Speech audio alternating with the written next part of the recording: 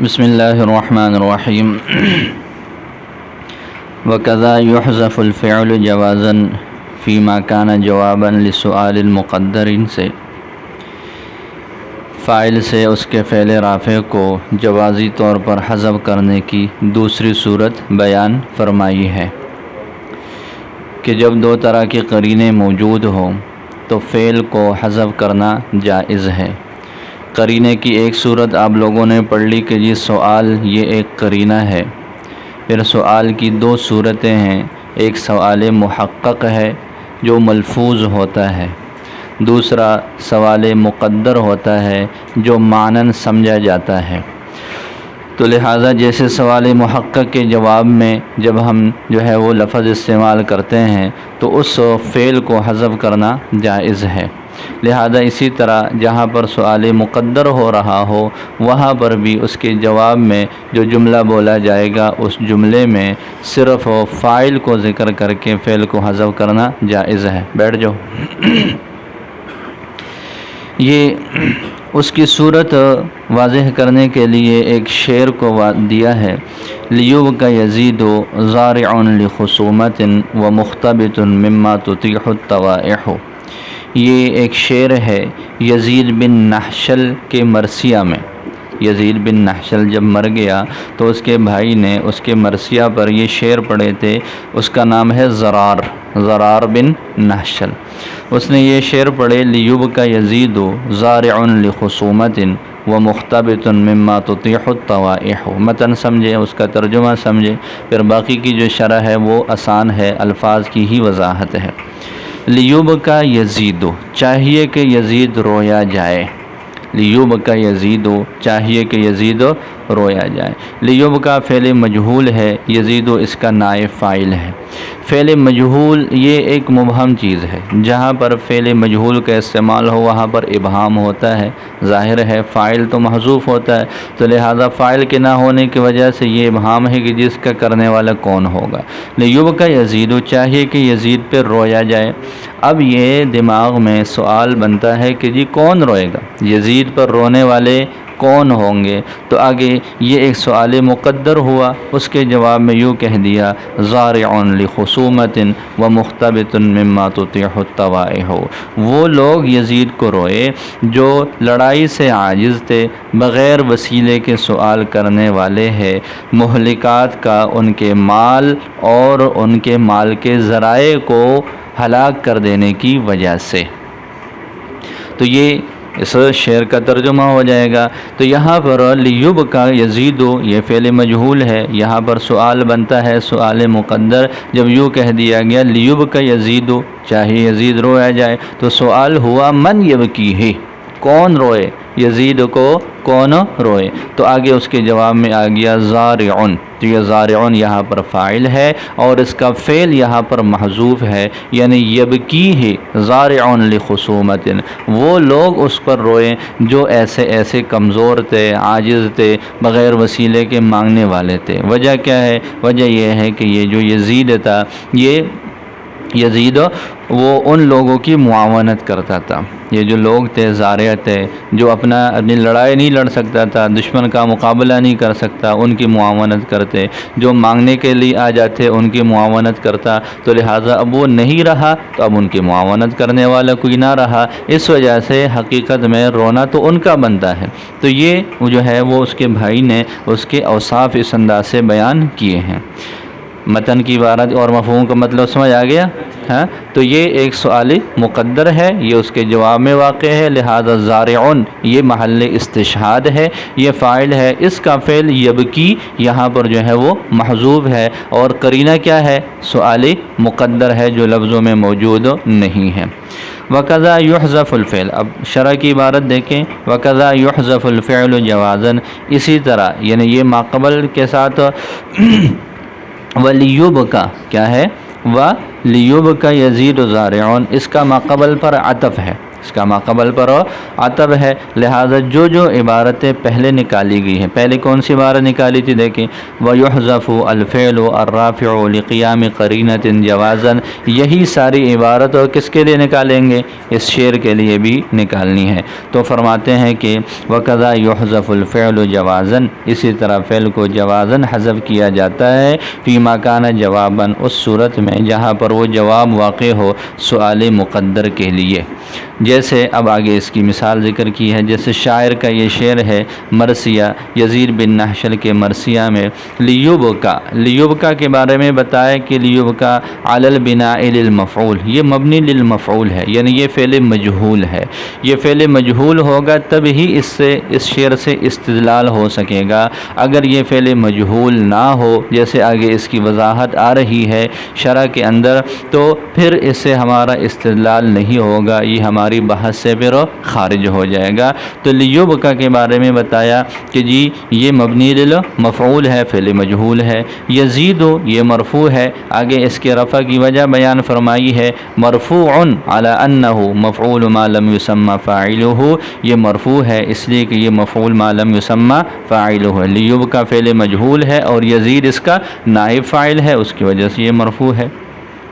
زارع، آگے شارح نے زارع کا معنی ذکر کیا کہ جی عاجز ذلیل، یہ زارع کا معنی ہے کہ وہ اس کا معنی عجز اور ذلت کہتا ہے کہ جی جو عاجز ہو، کمزور ہو، پست ہو، اس کے لیے زارع کا لفظ استعمال ہوتا ہے، تو یہ لفظی وضاحت ذکر کی ہے۔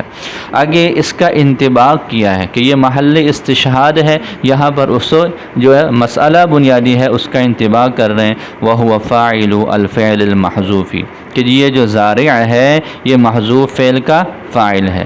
ای یبکیہ زارع، یعنی پوری عبارت یوں ہو جائے گی کہ یبکیہ، یبکی فعل کو حذف کیا، زارع اس کا فاعل ہے، اس کو ذکر کیا، تو فرماتے ہیں وَهُوَ مَنْ يَبْكِي بِقَرِينَةِ السُّؤَالِ الْمُقَدَّرِ، قرینہ کیا ہے؟ سؤال مقدر ہے، وہ سؤال مقدر کیا ہے؟ آگے اس کو ذکر کیا، وَهُوَ، اور وہ سؤال مقدر ہے مَنْ يَبْكِي، آپ کو بتایا کہ جب یوں کہہ دیا گیا لیبکا یزید، چاہیے کہ یزید پہ رویا جائے، تو یہ ذہن میں سوال آتا ہے من یبکی، اس کو کون روئے گا؟ تو آگے پھر آ جائے گا یبکی زارع، اس کو روئے زارع لخصومت، وہ لوگ جو کہ اپنی لڑائی سے عاجز ہیں۔ تو فرماتے ہیں کہ یہ اس طرح سؤال مقدر ہے اور وہ ہے من یبکی ہے۔ واما علی روایت لیبکی یزید، یہ آپ لوگوں کو بتایا کہ لیبکا اس شعر میں مجہول ہے، ہاں لیبکا ترکیب پوری کیا ہو جائے گی؟ لیبکا فعل مجہول ہے، یزید اس کا نائب فاعل ہے، اور زارعون یہ الگ چیز ہے، یہ ایک فاعل ہے جس کا فعل جو ہے وہ الگ ہے، یہ الگ جملہ ہو جائے گا۔ لیکن اگر بالفرض ہم لیبکا کو مجہول کی جگہ پر معروف پڑھ کے یوں کہہ دیں لیبکی، کیا کہیں؟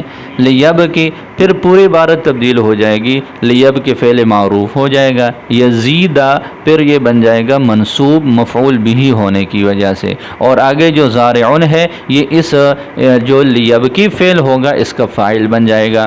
تو گویا کہ ہم اگر مجہول بناتے ہیں تو جو ہمارا مقصد ہے وہ بھی حاصل ہوگا کہ ایک مقدر سوال ہوگا اور اس کا قرینے کی وجہ سے آگے وہ زارعون فاعل بنے گا اور اس کا فعل محذوف ہوگا۔ لیکن اگر ہم اس کو بنائیں معروف، تو معروف بنانے کی صورت میں یہاں پر کسی چیز کا حذف کرنا بھی لازم نہیں آئے گا اور ہمارا استدلال بھی اس سے نہیں بن سکتا۔ لہذا اگر ہم یہاں پر اس کو لاتے ہیں تو کون سے صیغے سے لانا پڑے گا؟ مجہول کے صیغہ سے، وگرنہ اس سے پھر ہماری کوئی بحث ہی باقی نہیں رہے گی۔ تو فرماتے ہیں وَأَمَّا عَلَى روایت لیبکی، بہرحال لیبکی یزید کی روایت سے علی البناء للفاعل، مبنی للفاعل ہونے کی شکل میں، ونصب یزیدہ اور یزید کے منصوب ہونے کی شکل میں، فلیس مما نحن فیہ، تو یہ اس میں سے نہیں ہے جس بحث میں ہم ہیں، یہ اس بحث سے اس کا تعلق نہیں ہوگا جس سے کیا ہے، جس میں ہم ابھی بحث کر رہے ہیں، فلیسا، بس یہ قول نہیں ہوگا، مما نحن فیہ، ان باتوں میں جن میں ہم ابھی ذکر کر رہے ہیں، جن سے ہم بحث کر رہے ہیں۔ شعر کا اگلا لفظ ہے زارعون کے بعد لخصومتن، خصومتن کا تعلق کس سے ہے؟ تو فرماتے ہیں کہ یہ متعلق بزارعن، اس کا تعلق کس سے ہے؟ زارعون سے ہو جائے گا، تو یہ لخصومت جار اور مجرور ہے، یہ جار اور مجرور متعلق ہو جائیں گے زارعون کے۔ زارعون صیغہ صفت ہے، اسم فاعل ہے، ٹھیک ہے، اس کے لیے سہارے کی ضرورت ہے، تو اس وجہ سے یہ اس کو قوی اور مضبوط بنانے کے لیے یہاں پر موصوف محذوف نکالتے ہیں۔ شخص یبکیہ، شخص زارع لخصومت، پھر جا کر یہ لخصومت اس کے متعلق ہو جائے گا۔ اب یہاں تک جو عبارت بنی ہے لیبک یزید زارع لخصومت، آگے شارح نے اس شعر کا اتنے حصے کا خلاصہ ذکر کیا ہے کہ اس کا معنی اور مفہوم کیا بنتا ہے۔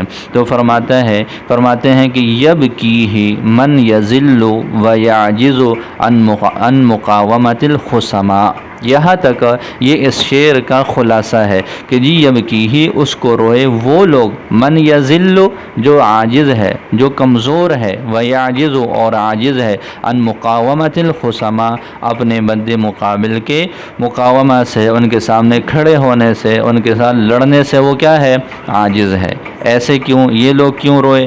آگے اس کی وجہ ذکر کی ہے، لِأَنَّهُ كَانَ ظَهِيرًا لِلْعَجَزَةِ وَالْأَذِلَّةِ، اس لیے کہ یہ جو یزید تھا یہ معاون تھا، مددگار تھا، للعجزتی والاذلہ، عاجز اور کمزور لوگوں کے لیے۔ جب بھی کسی کمزور آدمی کا مسئلہ بنتا تو یہ جو یزید ہے اس کی معاونت کرتا، اس کی مدد کرتا۔ اب وہ مر گیا، لہذا ایسے جتنے لوگ ہیں ان کو چاہیے کہ وہ یزید پر روئے اور واویلا کرے۔ تو فرمایا کہ ای یبکیہ، یعنی روئے اس کو، من، وہ لوگ، یذل و یعجز، جو ذلیل ہیں، جو کمزور ہیں اور عاجز ہیں، عن مقاومت الخصماء، خصماء کے جو ہے وہ دشمنوں کے مقابلہ سے، لأنہ کان ظہیرا، اس لیے کہ یزید معاون اور مددگار تھا، للعجزۃ والاذلہ، عاجز اور کمزور لوگوں کے لیے۔ وآخر البیت، اور اس شعر کا آخری حصہ، آخری مصرع جو ہے وہ کیا ہے؟ وہ یوں ہے، ومختبط مما تطیح الطوائح، مختبط کا عطف ہے زارعون پر، مختبط کا عطف کس پر ہے؟ زارعون پر، یعنی روئے، زارع بھی روئے اور مختبط بھی روئے، زارع بھی روئے، اور زارع کی وضاحت آپ لوگوں نے پڑھ لی کہ زارع کا معنی کیا ہے؟ جو عاجز ہیں، کمزور لوگ ہیں۔ آگے مختبط کا معنی کیا ہے؟ تو شعر کی وضاحت آگے شارح نے خود کی ہے۔ المختبط کہتے ہیں السائل من غیر وسیلۃ، بغیر وسیلہ کے مانگنے والا، بغیر وسیلہ کے مانگنے والا، دو طرح سے مانگا جاتا ہے، وسیلہ کے ساتھ، بغیر وسیلہ کے۔ کسی کے سے مانگا جاتا ہے کسی کی سفارش لے جا کر کہ جی فلاں نے بھیجا ہے، وہ فون کر لیتا ہے، اپنا خط، اپنا جو ہے وہ کوئی پرچی دے دیتا ہے کہ یہ میرا جاننے والا ہے، اس کو آپ نے جو زکوٰۃ دینی ہے، جو صدقہ دینا ہے، جو معاونت کرنی ہے وہ کر لے۔ دوسری صورت یہ ہے کہ کوئی پہچان نہیں ہے، کوئی واسطہ نہیں ہے، کوئی وسیلہ نہیں ہے، بس ایک اجنبی آدمی ہے اور کسی کے پاس جا کر کہہ دے کہ جی اس طرح میرا مسئلہ ہے، میری معاونت کر دے۔ تو مختبط کہتے ہیں وہ مانگنے والا جس کے پاس اس طرح کا کوئی وسیلہ نہیں ہے، کوئی سفارش نہیں ہے، کوئی جان پہچان کی کوئی صورت نہیں ہے۔ تو فرماتے ہیں کہ المختبط السائل من غیر وسیلۃ، تو اس عبارت میں شارح نے مختبط کے لفظ کی لغوی وضاحت بیان فرمائی ہے کہ مختبط بولتے ہیں السائل من غیر وسیلہ، بغیر کسی وسیلہ کے وہ مانگنے والے کو کہتے ہیں۔ اگلا لفظ ہے تطیح، تطیح باب افعال سے ہے، اطاح یطیح اطاحتن، اطاحتن یہ طوائح بھی اسی سے ہے۔ تو اطاح یطیح اطاحتن کا معنی آگے ذکر کیا ہے کہ الاہلاک، ہلاک کر دینا۔ اطاحت کا معنی کیا ہے؟ ہلاک کر دینا۔ مصدر کا معنی ذکر کیا، جب مصدر کا معنی آ جائے گا تو افعال کا ترجمہ خود ہی آ جاتا ہے۔ تو تطیح کی جگہ پر اطاحت کے لفظ کا ترجمہ کیا کہ اطاحت کا معنی اہلاک کرنا، یا ہلاک کرنا کسی کو، کسی چیز کو۔ آگے اگلا لفظ ہے تطیح کے بعد طوائح، تطیح کے بعد کیا لفظ ہے؟ طوائح، طوائح یہ جمع کا صیغہ ہے اور اس کا مفرد ہے مطیحتن، مطیحتن باب افعال سے اسم فاعل کا صیغہ ہے، جیسا اب افعل یفعل افعال سے مفعل، اکرم یکرم اکرام سے مکرم کا لفظ بولتے ہیں، اسی طرح یہ مطیحتن بھی اسی طرح ہے، لیکن چونکہ اس میں اعلال اور تعلیل ہے اس وجہ سے یہ اپنی اصلی حالت پر ظاہری طور پر نہیں ہے، لہذا مطیحتن یہ مفرد ہے تو اس کے لیے جمع کیا آنی چاہیے؟ مطیحتن، مطیحتانی، مطیحاتن۔ قیاس کا تقاضا یہ ہے کہ جی مطیحتن جب مفرد ہو تو جمع کیسی آنی چاہیے؟ مطیحات آنی چاہیے، سمجھ آ رہی ہے؟ لیکن خلافی قیاس عرب میں کچھ الفاظ ایسے ہیں کہ جہاں پر جمع جو ہے وہ مطیحات یا مفعلات کے وزن پر نہیں ہے بلکہ وہ طوائح کے وزن پر ہے۔ جیسے اس کی ایک اور بھی مثال ہے مطیحتن، آگے ہے ملقحتن، ایک اور لفظ اس کی طرح کون سا ہے؟ ملقحتن۔ ملقحتن کی جمع ملقحات آنی چاہیے، لیکن عرب لوگ استعمال کیا کرتے ہیں؟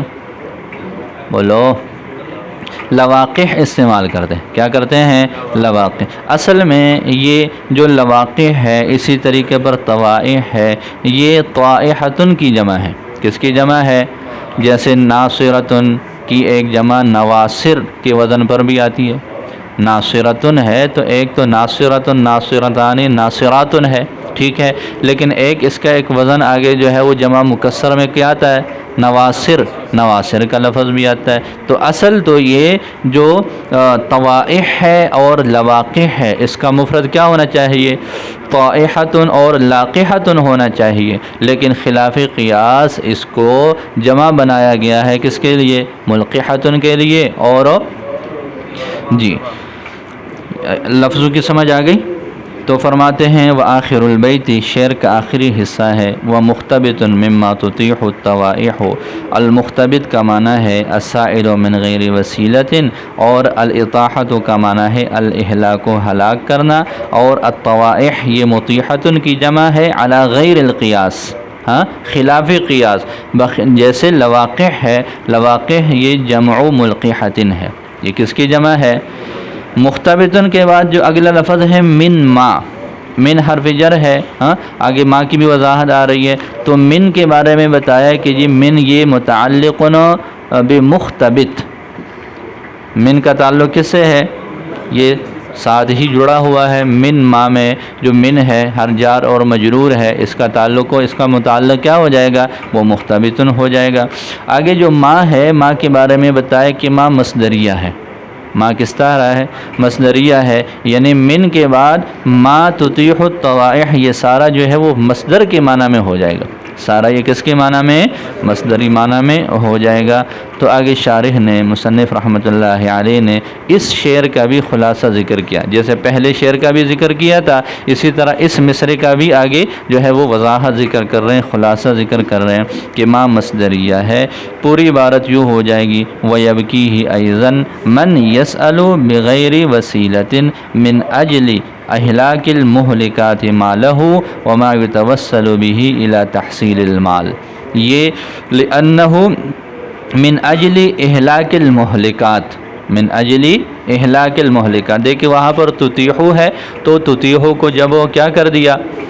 مصدر کے معنی میں کر لیا، اور اطاحت کا معنی کیا ہے؟ اہلاک ہے، تو یہاں اہلاک کا لفظ ذکر کیا، اہلاک کا لفظ گویا کہ وہ تطیح و اطاحت کا معنی ذکر کیا اور اس کو مصدر میں لے کر، تو فرماتے ہیں وَيَبْكِيهِ أَيْضًا، یعنی اس کو وہ لوگ بھی روئے، من يسأل بغیر وسیلۃ، جو سوال کرے بغیر وسیلہ کے، من اجل اہلاک المہلکات، مہلکات کے ہلاک کر دینے کی وجہ سے، مالہ اس کے مال کو، وما يتوسل به الى تحصیل المال، اور ان چیزوں کو جس کے ذریعے سے مال کے حصول تک پہنچا جاتا ہے، یعنی مہلکات جو ہے وہ حوادث کچھ اس طرح کے آئے کہ اس کا سارا مال بھی ضائع ہو گیا، اور پھر مال کے حصول کے لیے جو ذرائع ہوتے ہیں ہاں وہ بھی ضائع ہو گئے، اس کا کوئی کاروبار تھا تو جو کاروباری ذرائع تھے وہ بھی ختم، اور اس کے پاس موجودہ پیسہ بھی ختم، کوئی اور کمائی کا ذریعہ تھا تو موجودہ پیسہ بھی ختم اور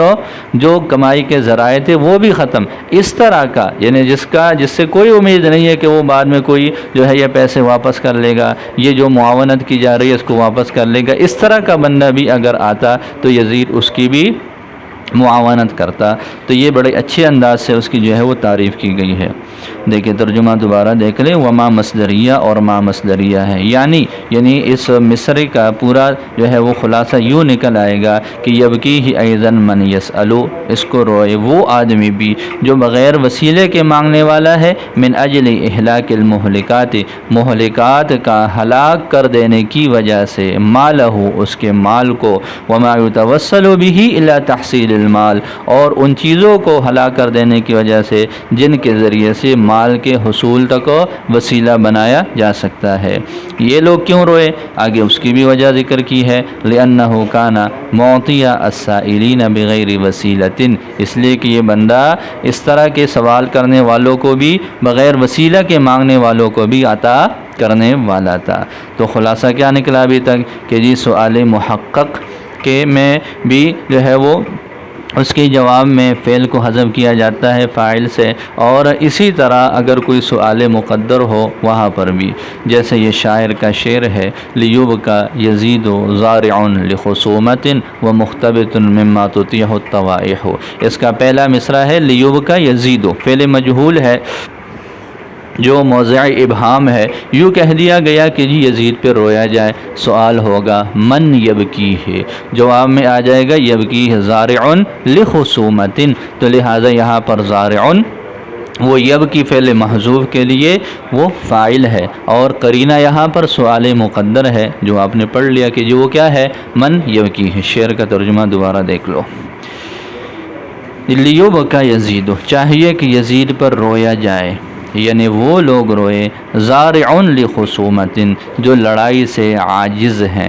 ومختبط، اور بغیر وسیلہ کے مانگنے والے ہیں، مما تطیع الطوائح، مہلکات کا ان کے جو ہے وہ مال کو اور مال کو حاصل کرنے کے ذرائع کو ہلاک کر دینے کی وجہ سے۔ جی یہاں تک بات سمجھ آ گئی؟ تو ابھی تک آپ لوگوں نے پڑھ لیا کہ جی فعل کو حذف کیا جاتا ہے کلام عرب میں فاعل سے جوازی طور پر، اس کی دو صورتیں پڑھ لی۔ آگے مصنف رحمۃ اللہ علیہ نے وجوبی طور پر فعل کو حذف کرنے کی صورت بیان فرمائی ہے۔ کیا ہے بھائی؟ وجوبی طور پر کہاں پر فعل سے اس جو ہے وہ فاعل سے اس کے فعل کو وجوبی طور پر حذف کریں گے۔ آپ لوگوں کو اصول بتایا تھا پہلے دن کہ جی جب ہم کسی چیز کو حذف کرتے ہیں تو پہلے تو حذف کے لیے قرینے ہونے چاہیے جس کی وجہ سے اس کا حذف جائز ہو جاتا ہے، لیکن اگر کسی چیز کو کلام سے حذف کر لیا، کلام کو حذف کر لینے کے بعد کسی اور چیز کو اس محذوفہ چیز کے قائم مقام بنا دیا، تو جب ہم قائم مقام لے آتے ہیں تو قائم مقام کے لے آنے کی وجہ سے اب وہ حذف جائز نہیں رہتا، بلکہ ہاں یہ بھی یہی صورت ہے بالکل۔ دیکھیں ووجوباً، اور وجوبی طور پر، واو یہ عاطفہ ہے، واو ماقبل پر اس کا عطف ہے، تو جو ماقبل کی عبارت ہے بذریعہ عطف ہو، یہاں پر بھی وہ ساری باتیں نکل آئیں گی۔ تو فرماتے ہیں وقد یحذف الفعل الرافع للفاعل لقرینۃ دالۃ علی تعیینہ، پورے جملے کو جو ماقبل میں مذکور ہے وہ سارے کا سارا جملہ یہاں پر بھی وہ عطف کی وجہ سے نکل آئے گا، یہ عطف کا خلاصہ ذکر کیا۔ تو فرماتے ہیں کہ کبھی فعل کو حذف کیا جاتا ہے جو کہ فاعل کے لیے رافع ہو، ایسے قرینہ کی وجہ سے جو اس کی تعیین پر دلالت کرے، وجوباً وجوبی طور پر۔ اب اس پر وہی اعتراض ہو جائے گا جو آپ لوگوں نے جوازن میں پڑھ لیا کہ وجوباً یہ یحذف کے لیے مفعول مطلق ہے، لیکن نہ اس کے ہم لفظ ہے نہ ہی اس کے ہم معنی ہے۔ اس کی وضاحت آپ لوگوں نے کل پڑھ لی تھی کہ جی یہاں پر وجوباً مفعول مطلق بلا واسطہ نہیں بلکہ بالواسطہ ہے، یہاں پر اس کا موصوف موجوب جو ہے وہ محذوف ہے، پوری عبارت جو ہو جائے گی یحذف حذفاً وجوباً، یحذف حذفاً وجوباً، پھر کیا کیا حذفاً یہ موصوف ہے اور وجوباً اس کی صفت ہے، صفت کا حمل ہوتا ہے موصوف پر، لہذا وجوب یہ مصدر محض ہے، وصف محض ہے، اس کا حذف پر حمل جو ہے وہ نہیں ہو سکتا، مصادر کا حمل نہیں ہو سکتا۔ اس وجہ سے وجوبی تو وجوباً کو پھر آگے کس معنی میں لیا ہے؟ واجباً کے معنی میں۔ فی مثلی و ان احد من المشرکین، متن کی عبارت کیا ہے؟ فی مثلی و ان احد من المشرکین۔ پہلے یہ متن کو سمجھ لے، یہاں تک بات سمجھ آ گئی وجوباً تک، اب آگے مثال کو سمجھ لے، پھر شرح پڑھ لیتے ہیں کہ جی و ان احد من المشرکین استجارک، یہاں پر اس مثال میں فعل یہ حذف ہے وجوبی طور پر، کہاں سے حذف ہے؟ محل استشہاد کیا ہے؟ محل استشہاد ہے احد، محل استشہاد ہے احد، و ان احد، یہ احد یہاں پر فاعل ہے، اس سے اس کے فعل کو، فعل رافع کو وجوبی طور پر حذف کیا گیا ہے۔ یہاں پر بھی دیکھیں مثل کا لفظ ذکر کیا، کل پرسوں آپ لوگوں نے یہ بات پڑھ لی تھی کہ جب بھی کافیہ وہ صاحب کافیہ مثل کا لفظ لاتے ہیں تو وہاں پر بھی کیا ہوتا ہے؟ ایک مستقل قاعدہ اور ضابطہ کی طرف اشارہ ہوتا ہے۔ یہاں کون سا قاعدہ اور ضابطہ ہے؟ یہاں پر قاعدہ اور ضابطہ یہ ہے کہ جی ہر وہ مقام جہاں پر فعل کو حذف کر لیا جائے، جوازی اعتبار سے قرینے پائے گئے، جوازی حذف کرنے کے لیے قرینہ پایا گیا، لہذا فاعل سے اس کے فعل کو وہ جوازی طور پر حذف کیا گیا، لیکن جب اس کو حذف کیا گیا تو حذف کرنے کی وجہ سے کلام میں ابہام آ گیا، کلام میں ابہام آ گیا، اس ابہام کو دور کرنے کے لیے بطور تفسیر کے کوئی اور چیز ذکر کر دی گئی، تو بات وہی پہ آ گئی کہ پہلے جوازاً حذف کیا گیا، پھر ابہام آ گیا، پھر اس محذوفہ چیز کی وضاحت کے لیے کلام میں کسی اور چیز کو ذکر کر لیا گیا، تو گویا کہ محذوفہ چیز کے قائم مقام آ گیا۔ جب قائم مقام آ گیا تو پھر اب اس قائم مقام کے ہوتے ہوئے جو اصل ہے وہ وجود ہو اس کو نہیں دیا جا سکتا، اس کو پھر ذکر ہو۔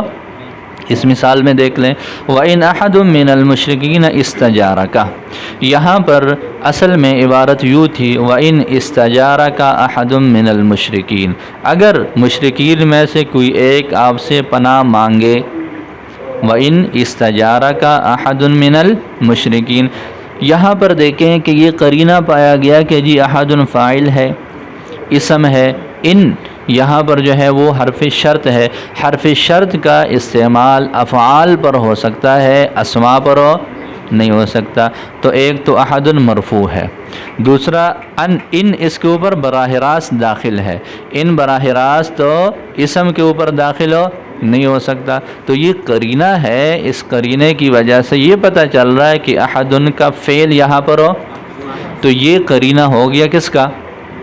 جواز کا، لہذا یہ جوازی قرینہ ہے، تو وَإِنْ اسْتَجَارَكَ أَحَدٌ مِّنَ الْمُشْرِكِينَ سے استجارہ کو اس قرینے کی وجہ سے، احد کے قرینہ کی وجہ سے کہ ان اس پر براہ راست داخل ہے، لہذا استجارہ کو حذف کر لیا گیا۔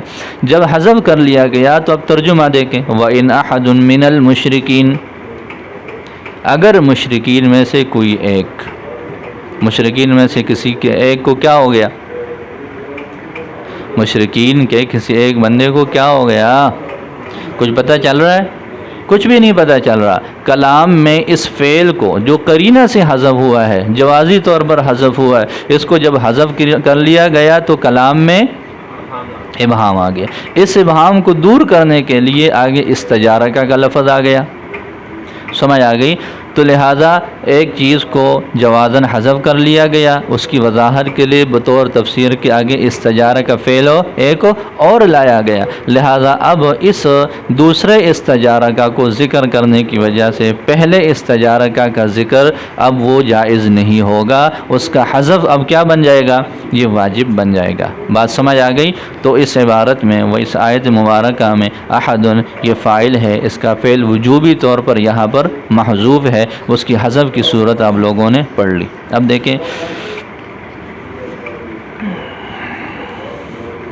وَوُجُوبًا فِي مِثْلِ وَإِنْ أَحَدٌ مِّنَ الْمُشْرِكِينَ، یہاں پر دیکھیں مثل، یہ متن میں مثل کے بعد وَإِنْ أَحَدٌ یہ پوری آیت آ گئی، مثل مضاف ہوتا ہے اور ما بعد مضاف الیہ ہوتا ہے، جبکہ مضاف الیہ کے بارے میں آپ لوگ پڑھ چکے ہو کہ وہ تو اسم ہوتا ہے، مضاف الیہ اسم ہوتا ہے، اور یہاں پر وَإِنْ أَحَدٌ مِّنَ الْمُشْرِكِينَ اسْتَجَارَكَ یہ تو پورا جملہ آ گیا، تو یہ پھر مضاف الیہ کیسے بن سکتا ہے؟ تو شارح نے عبارت نکالی ہے قولہ تعالی، کیا عبارت نکالی ہے کہ یہاں پر مثل کا مضاف الیہ قول جو ہے وہ محذوف ہے، اور یہ وَإِنْ أَحَدٌ مِّنَ الْمُشْرِكِينَ پھر اس قول سے مقولہ بن جائے گا، یہ اس طرح اس کی ترکیب ہو جائے گی۔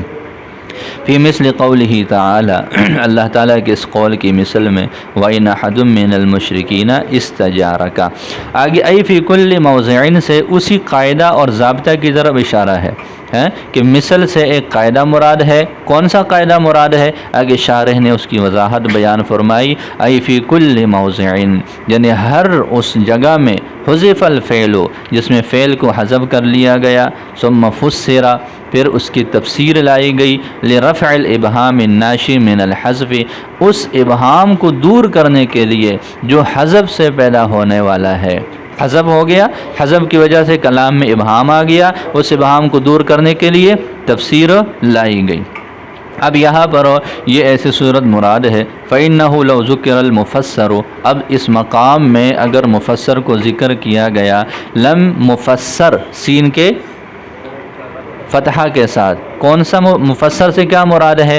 جو فعل محذوف ہے، اور مفسر سے کون مراد ہے؟ جو مذکور ہوگا۔ لو ذکر المفسر، اگر مفسر کو یعنی محذوفہ فعل کو ذکر کر لیا جائے، اگر لم یبق المفسر مفسرا، پھر تو مفسر مفسر رہا ہی نہیں، پھر تو یہ بل صار حشون، بلکہ یہ تو ایک زائد بے معنی بے لفظ جو ہے وہ بے فائدہ چیز جو ہے یہ بن جاتی ہے، اس وجہ سے یہاں پر اس کو پھر ذکر نہیں کریں گے۔ تو جو لفظ موجود ہے اس کا کوئی معنی ہونا چاہیے، سمجھ آ رہی ہے؟ تو لہذا جب تک یہ دوسرا استجارہ کا موجود ہے، پہلے استجارہ کا کو ذکر کرنا یہ ٹھیک نہیں ہوگا، اس لیے کہ اگر وہ پہلے استجارہ کا کو ذکر کر دیا، دوسرا بھی موجود ہے، تو پھر تو اس مفسر کی کوئی حیثیت باقی نہیں رہی، اس وجہ سے اس کی حیثیت کو باقی رکھنے کے لیے اس کے حذف کو ہم نے کیا کر دیا؟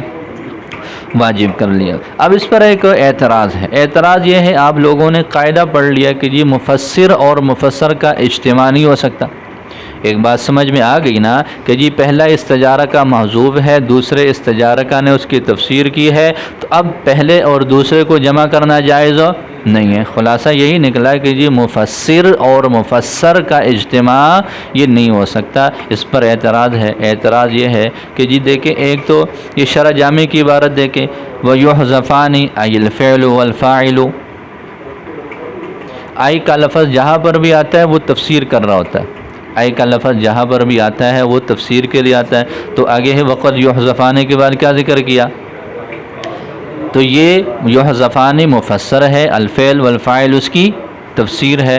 بہت ساری شروحات آپ پڑھتے ہیں کہ آئی کا لفظ ذکر کرتے ہیں متن کی عبارت کے بعد، تو یہ تفسیر ہو رہی ہوتی ہے، تو یہاں پر تو یہ دونوں موجود ہیں۔ قاعدہ اور ضابطہ یہ ہے، آپ نے بتایا کہ جی مفسر اور مفسر کا اجتماع، جیسے انہوں نے جو آگے اوپر شرح میں مثال لی ہے، جیسے آپ کہتے ہیں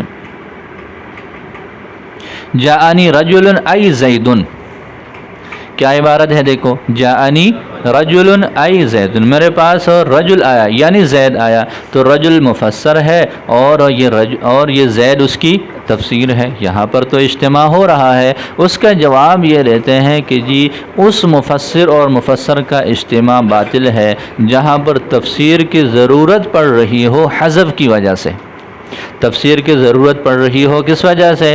حذف کی وجہ سے۔ ایک چیز حذف ہے، اس کی حذف کی وجہ سے اس کی تفسیر کی ضرورت پڑ رہی ہے، اگر وہ ذکر ہو تو اس کی تفسیر کی ضرورت نہیں ہونی تھی، لہذا اس سے وہ مفسر اور مفسر نکل گئے جہاں پر تفسیر کی ضرورت ہوتی ہے ذکر کے باوجود۔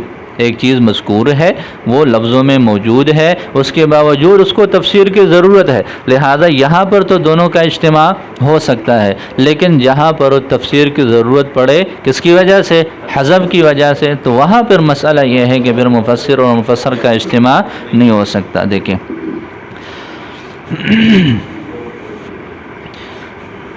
بخلاف اس مفسر کے الذی فیہ ابہام، جس میں ابہام ہو بدون حذفہ، حذف کے بغیر۔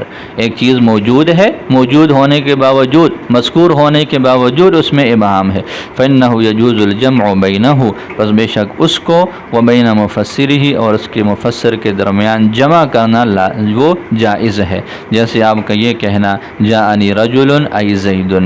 اب آگے فتقدیر الآیتی سے مصنف رحمۃ اللہ علیہ نے اس آیت میں انطباق کیا ہے اس قاعدے کا کہ فتقدیر الآیت، آیت کی تقدیری عبارت یوں ہو جائے گی وَإِنِ اسْتَجَارَكَ أَحَدٌ مِّنَ الْمُشْرِكِينَ، استجارہ کا یعنی جب پوری عبارت نکال دیں، محذوف بھی ذکر کر دیں اور جو تفسیر ہے اس کو بھی ذکر کر دیں، تو اس میں فَأَحَدٌ فِيهَا، اس مثال میں احد فاعل فعل محذوف، یہ فعل محذوف کا فاعل ہے وجوبی طور پر، وَهُوَ اسْتَجَارَكَ الْأَوَّلُ، اور وہ پہلا استجارہ ہے، المفسر باستجارک الثانی، باستجارک الثانی، جس کی تفسیر کی جا رہی ہے کس کے ساتھ ہو؟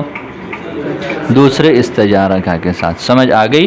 تو لہٰذا پہلے استجارہ کو حذف کر لیا، اس کی تفسیر ہو رہی ہے دوسرے استجارہ سے، تو پہلا استجارہ کا فعل ہے اور احد اس کا فاعل ہے، یہاں پر اس فاعل سے اس کے فعل کو وجوبی طور پر حذف کیا گیا ہے۔ باقی یہاں پر اس کا حذف واجب کیوں ہے تو اس کی وضاحت آگے ذکر کر رہے ہیں کہ جی واجب اس وجہ سے ہے لأن وجب حذفہ، انما وجب حذفہ، بے شک اس کا حذف کرنا واجب ہے، لأن مفسرہ، اس لیے کہ جو اس کا مفسر ہے قائم مقامہ، یہ اس کے قائم مقام ہے، مغن عنہ، اس سے مستغنی کرنے والا ہے، اس سے مستغنی کرنے والا ہے، لہذا قائم مقام بھی آ گیا، قائم مقام بھی ہے، مکمل طور پر معنی کی وضاحت بھی دے رہا ہے، تو پہلے کی ضرورت ہی نہیں ہے، لہذا اس کو ذکر کرنا یہ ناجائز ہو جائے گا۔ آگے مصنف رحمۃ اللہ علیہ نے ایک اور اعتراض کا جواب دیا، وہ یہ ہے کہ وَإِنْ أَحَدٌ مِّنَ الْمُشْرِكِينَ اسْتَجَارَكَ میں احد کو آپ ایسے کیوں نہیں کر لیتے کہ اس کو آپ کیا بنا لو؟ مبتدا بنا لو، اس کو آپ مبتدا بنا لو اور آگے اگلے استجارہ کو اس کی خبر بنا لو، تو فائدہ یہ ہو جائے گا کہ کسی چیز کو حذف نہیں ماننا پڑے گا، کسی چیز کا جو حذف کرنا ہے وہ بات ختم ہو جائے گی۔ احد کو مبتدا بنا لو اور استجارہ کو اس کا جواب آپ لوگوں نے پڑھ لیا کہ جی ہم اس احد کو مبتدا نہیں بنا سکتے۔ کیوں نہیں بنا سکتے بتائیں؟ اس پر ان داخل ہے، اس پر ان داخل ہے، یہ ان کا داخل ہونا اس بات کی دلیل ہے کہ چونکہ افعال پر لازمی طور پر داخل ہوتا ہے، یہاں پر جہاں پر لفظاً ہو تو ٹھیک ہے، جہاں لفظاً نہ ہو وہاں مقدر ماننا پڑتا ہے، تو یہاں پر ان براہ راست احدن پر داخل ہے اور یہ ناجائز ہے، تو لازمی بات ہے کہ یہاں پر کوئی فعل ہو وہ مقدر ہی ہوگا، مطلب اس کو ہم مبتدا نہیں بنا سکتے۔ ولا یجوز، اور یہ جائز نہیں ہے، ان یکون احد، کہ احد مرفوع ہو بالابتدائی، کس کی وجہ سے؟ ابتدا کی وجہ سے، لامتناع دخول حرف الشرط، حرف شرط کے داخل ہونے کے ممتنع ہونے کی وجہ سے، علی الاسم، اسم پر، بل لا بد له من الفعل، بلکہ اس کے لیے فعل کا ہونا ضروری ہے۔ ہاں جی، تو خلاصہ کیا نکلا آج کے سبق کا؟ خلاصہ یہ نکلا کہ وجوبی طور پر فاعل سے اس کے فعل کو حذف کیا جاتا ہے ہر اس مقام میں جہاں پر پہلے فعل کو جوازاً حذف کر لیا جائے، پھر اس محذوف چیز کے قائم مقام کوئی اور چیز کلام میں ذکر کر دی جائے۔ اور اس مثال میں اب لوگوں نے پڑھ لیا کہ ایک مستقل قاعدہ کی طرف اشارہ ہے کہ ہر وہ مقام جہاں پر جوازاً پہلے کسی چیز کو حذف کر لیا گیا، پھر اس حذف کرنے کی وجہ سے کلام میں ابہام پیدا ہو جائے، پھر اس ابہام کو دور کرنے کے لیے کوئی تفسیر ذکر کر دی جائے، تو لہٰذا پہلے وہ جائز جوازاً حذف تھا، اب اس کے قائم مقام آ گیا، تو لہٰذا اب یہ حذف کرنا واجب ہو جائے گا۔ چلیں یاد کریں، اللہ تعالیٰ آسان فرمائے۔